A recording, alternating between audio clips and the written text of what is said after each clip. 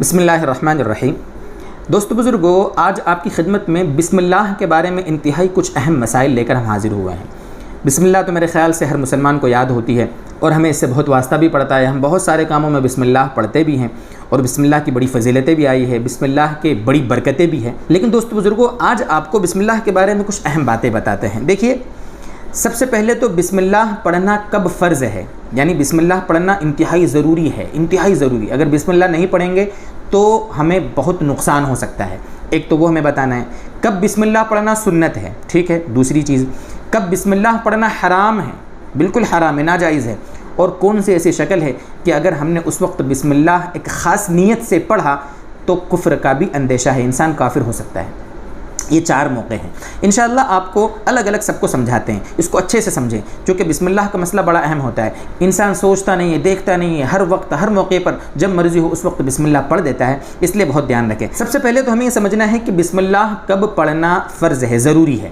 اگر بسم اللہ نہیں پڑھیں گے تو نقصان ہے۔ وہ ہے کہ جس وقت ہم جانور کو ذبح کریں گے، جو حلال جانور، جو بھی حلال جانور، ہم کو مرغہ ذبح کرنا ہے، بکری ذبح کرنا ہے، بڑا جانور ذبح کرنا ہے، جو بھی حلال جانور ہے، جب ان کو ذبح کریں گے اس وقت بسم اللہ پڑھنا ضروری ہے، فرض ہے۔ اگر بسم اللہ کسی نے جان بوجھ کے نہیں پڑھی، بالقصد جان بوجھ کے نہیں پڑھی، تو وہ جانور حلال نہیں ہوگا، وہ مردار کے حکم میں ہوگا، حرام کہلائے گا۔ ہاں، کبھی انسان ہوتا ہے دھیان نہیں رہا، جلد بازی میں بھول سے بسم اللہ پڑھنا بھول گیا، دھیان نہیں رہا، جانور پہ یعنی چھری پھیر دی اس کے گردن پر، بعد میں یاد آیا یار بسم اللہ تو پڑھی نہیں۔ اگر غلطی ایسے ہو جاوے، بھول میں اس طرح ہو، تو جانور ہمارا حلال رہے گا۔ یہ تو ایک مسئلہ ہوا کہ کس وقت ہمیں بسم اللہ پڑھنا ضروری ہے۔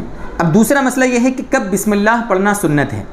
دیکھیے، حدیث پاک کا مفہوم ہے کہ جو بھی اہم کام ہے، جو جائز کام، اہم کام ہے، ان سارے اہم جائز کاموں سے پہلے بسم اللہ پڑھنا سنت ہے۔ جیسے کھانا کھانا انتہائی اہم کام ہے، اس پر انسان کی زندگی کا مدار ہے، اس سے پہلے بسم اللہ پڑھنا سنت ہے، حالانکہ اس کے لیے مخصوص الفاظ ہے، بسم اللہ و برکت اللہ ہم پڑھتے ہیں۔ اسی طریقے سے جب وضو بناتے ہیں اس وقت پڑھتے ہیں بسم اللہ والحمدللہ، یہ روایت سے ثابت ہے۔ دیکھو بسم اللہ کے الفاظ ہیں۔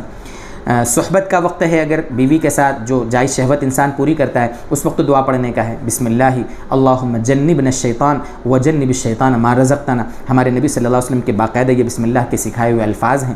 اسی طریقے سے استنجا کرنے جا رہے ہیں تو وہاں پڑھنا ہے بسم اللہ اللہم انی اعوذ بک من الخبث والخبائث۔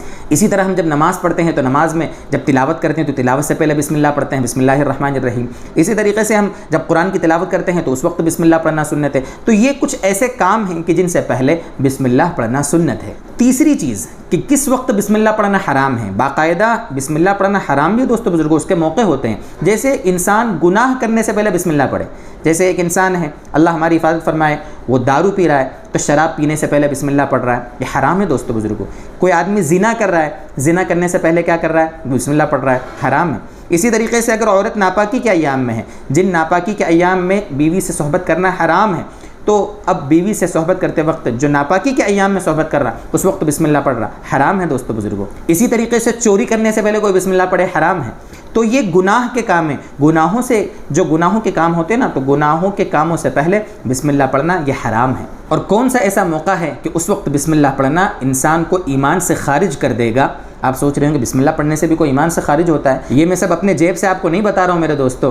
حاشیۃ الطحطاوی علی مراقی الفلاح، بہت بڑے فقیہ گزرے، حنفی فقیہ۔ نور العزا عربی زبان کی ایک کتاب ہے عربی میں جس میں مسائل، معتبر کتاب ہے، اس کی ایک شرح ہے مراقی الفلاح، اس پر علامہ طحطاوی بہت بڑے فقیہ گزرے ہیں، انتہائی معتبر مستند فقیہ اور علامہ گزرے ہیں علامہ طحطاوی رحمۃ اللہ علیہ۔ ان کا حاشیہ ہے اس شرح پر۔ اس کتاب میں علامہ طحطاوی رحمۃ اللہ علیہ نے جو بسم اللہ کے مسائل بیان فرمائے نا، اس میں ان ساری مسائل کو ذکر کیا ہے جو آپ کے سامنے میں بیان کر رہا ہوں۔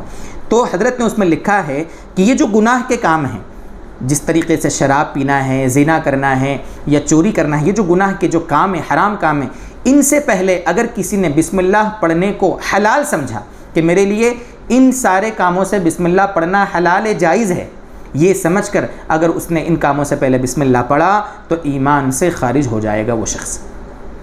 دیکھیے اس میں فرق سمجھیں آپ، ایک ہے ان گناہوں سے پہلے بسم اللہ پڑھنا حرام ہے، لیکن ان گناہوں سے پہلے بسم اللہ پڑھنے کو حلال سمجھنا کہ میرے لیے بسم اللہ پڑھنا ان کاموں سے پہلے جائز ہے۔ اگر اس نیت سے اگر کوئی بسم اللہ پڑھے گا نا تو وہ ایمان سے خارج ہو جائے گا۔ اس مسئلے کو مزید سمجھنے کے لیے میں آپ کو ایک مثال دیتا ہوں۔ جیسے ایک شخص ہے، وہ نماز نہیں پڑھتا، ٹھیک ہے، لیکن نماز نہیں پڑھتا ہے تو اس کو احساس ہے کہ میں گناہ کرتا ہوں، اللہ تعالیٰ کا نافرمان بندہ ہوں، اگر اس طریقے سے احساس گناہ کرتا ہے وہ گنہگار ہوگا، ایسا کرنا ناجائز ہے، گناہ ہے، اللہ تعالیٰ سے وہ معافی مانگے، اللہ تعالیٰ معاف فرما دیں گے، ٹھیک ہے۔ لیکن اگر کوئی شخص نماز چھوڑنے کو حلال سمجھتا ہے، وہ سمجھتا ہے میرے اوپر 5 وقت کی نماز فرض ہی نہیں ہے، اگر اس طریقے سے وہ سوچ کر نماز نہیں پڑھتا، اس کا یہ عقیدہ ہے، اس کی یہ سوچ ہے، اس کا یہ نظریہ ہے اور اس کی یہ نیت ہے، تو دوستو بزرگوں یہ بندہ ایمان سے خارج ہو جائے گا۔ نماز چھوڑنا الگ چیز ہے، لیکن نماز کو اپنے اوپر حلال نہ سمجھتے ہوئے چھوڑنا کہ میرے اوپر نماز فرض ہی نہیں ہے، اس طریقے سے اگر کوئی چھوڑے گا ایمان سے خارج ہو جائے گا۔ یہ مسئلہ متفق علیہ ہے دوستو بزرگوں۔ اس لیے خلاصہ یہی ہوا میرے دوستو کہ ہم علم سیکھیں، پڑھیں، جاننے والوں کے ساتھ رابطے میں رہیں، جاننے والوں کی صحبت میں رہیں، ہر چیز سیکھ کر کریں۔ بہت ساری چیزیں جو کچھ سنی سنائی ادھر ادھر سے ہمارے پاس آ جاتی ہیں ان کو اگنور کریں۔ صحیح معتبر مستند جو علماء، فقہا جو بھی ہوں ہماری ٹچ میں، ان سے صحیح معتبر مسائل ہم سیکھ کر اپنی زندگی گزارنے کی فکر کریں۔ اللہ تعالی ہمیں اس کی توفیق عطا فرمائے۔